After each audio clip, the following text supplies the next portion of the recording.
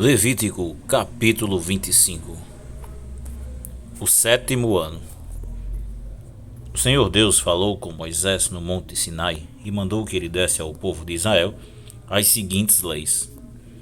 Quando vocês entrarem na terra que o Senhor Deus lhes vai dar, deixem que de 7 em 7 anos a terra descanse, em honra do Senhor. Durante 6 anos semeiem os seus campos, podem as parreiras e colham as uvas. Mas o sétimo ano será um ano de descanso sagrado para a terra, um descanso dedicado a Deus, o Senhor. Nesse ano ninguém semeará o seu campo, nem podará as suas parreiras. Ninguém colherá o trigo que crescer por si mesmo, nem podará as parreiras, nem colherá as uvas. Será um ano de descanso completo para a terra.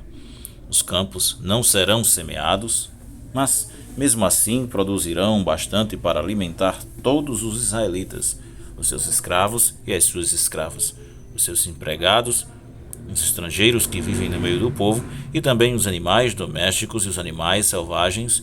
Tudo que a terra produzir servirá de alimento. O ano da libertação.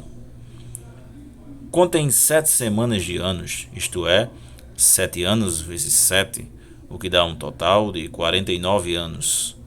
Então, no dia 10 do sétimo mês, que é o dia do perdão, mandem um homem tocar trombeta por todo o país, pois esse ano, que vem depois de cada 49 anos, é o ano sagrado da libertação, em que vocês anunciarão liberdade a todos os moradores do país. Nesse ano, todos os que tiverem sido vendidos como escravos voltarão livres para as suas famílias, e todos os campos que tiverem sido vendidos voltarão a pertencer ao primeiro dono. Nesse ano, ninguém semeará os seus campos, nem colherá o trigo que crescer por si mesmo, nem podará as parreiras, nem colherá as uvas, pois o ano da libertação é sagrado para o povo, e nele todos se alimentarão somente daquilo que a terra produzir por si mesma. No ano da libertação, todas as terras que tiverem sido vendidas voltarão a pertencer ao primeiro dono. Na venda ou na compra de terras, não explorem os outros. O preço será calculado na base do ano da libertação, pois o que se vende não são, de fato, as terras, mas as colheitas que elas produzem. Portanto, o comprador descontará do preço o número de colheitas desde o último ano da libertação, e o vendedor calculará o preço na base dos anos de colheita que ainda faltam até o seguinte ano da libertação. Se ainda forem muitos anos, o preço subirá. Se forem poucos, o preço baixará. Que ninguém explore os outros, que todos temam a Deus, pois Ele é o Senhor, nosso Deus. A questão do sétimo ano. Obedeçam a todas as leis e mandamentos de Deus, para que vivam em segurança na terra que vai ser de vocês. Ela produzirá suas colheitas, haverá bastante comida para todos, e todos viverão em segurança. Mas alguém é capaz de perguntar como é que haverá comida durante o sétimo ano, quando ninguém vai semear nem fazer a colheita? A resposta é que Deus abençoará a terra, e no sexto ano ela produzirá colheitas que serão suficientes para 3 anos. Quando vocês semearem os seus campos no 8º ano, estarão comendo daquilo que colheram no 6º ano, e haverá bastante para comerem até a colheita do 9º ano. Leis a respeito de propriedades. A terra é de Deus, portanto, ela não será para sempre daquele que a comprar. Deus é o dono dela, e para ele nós somos estrangeiros que moram por um pouco de tempo na terra dele. Assim, quando um terreno for vendido, o seu antigo dono será o primeiro a ter o direito de tornar a comprá-lo. Se um israelita ficar pobre e precisar vender uma parte das suas terras, o seu parente mais chegado deve tornar a comprar o que ele vendeu. Mas, se ele não tiver um parente que compre as terras, é possível que mais tarde ele mesmo fique rico outra vez, podendo assim tornar a comprar o terreno que vendeu. Ele descontará o valor das colheitas que o terreno tiver produzido desde o último ano da libertação e calculará o preço a pagar.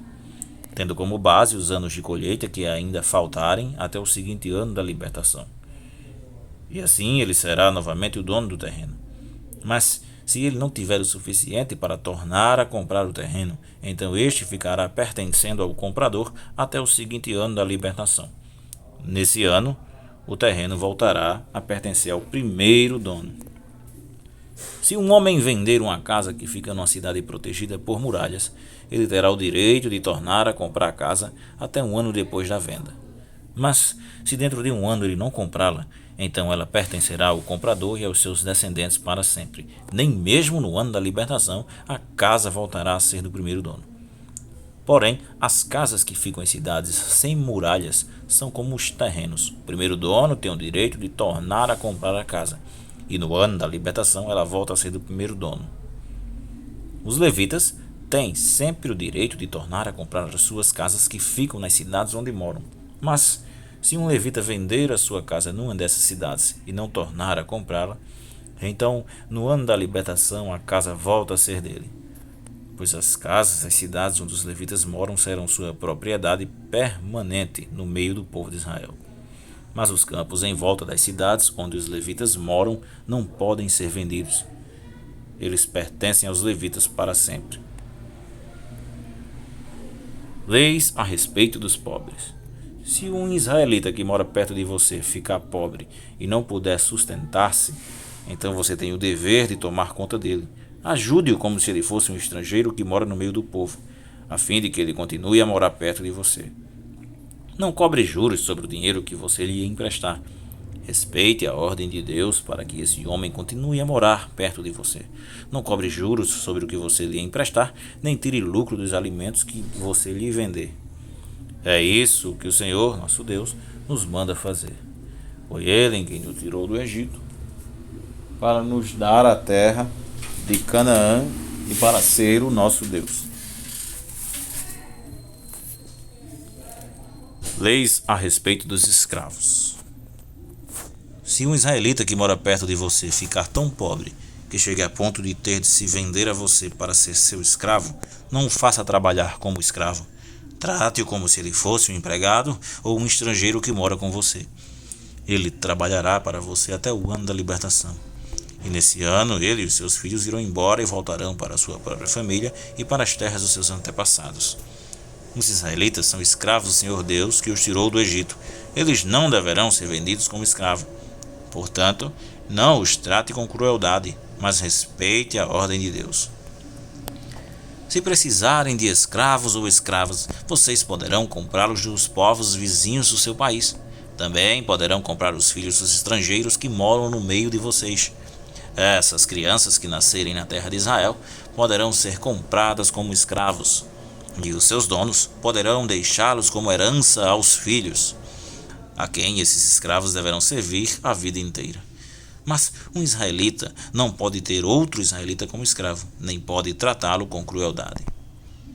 Pode acontecer que um estrangeiro que vive no meio do povo fique rico e que um vizinho israelita fique pobre e se venda como escravo a esse estrangeiro ou a alguém da família dele. Nesse caso, depois de vendido, o israelita tem o direito de ser comprado de novo. Um irmão, um tio, um primo ou outro parente chegado poderá comprá-lo. Ou, se ganhar bastante dinheiro, ele mesmo poderá comprar a sua liberdade. Ele e o homem que o comprou combinarão um preço que deverá ser pago, de acordo com o número de anos, desde o ano em que ele se vendeu até o seguinte ano da libertação. O cálculo será feito tendo como base o salário que o empregado recebe. Se ainda faltarem muitos anos até o ano da libertação, ele pagará uma parte maior do dinheiro que recebeu quando se vendeu. Mas, se faltarem poucos anos, a parte será menor. O dono o tratará como se ele fosse um empregado que é contratado para trabalhar por ano. Não deixem que o dono o trate com crueldade. E se o homem não for libertado por nenhum desses modos, então no seguinte ano da libertação, ele e os seus filhos ficarão livres, pois os israelitas são escravos de Deus, que os tirou do Egito. Ele é o Senhor, o Deus deles.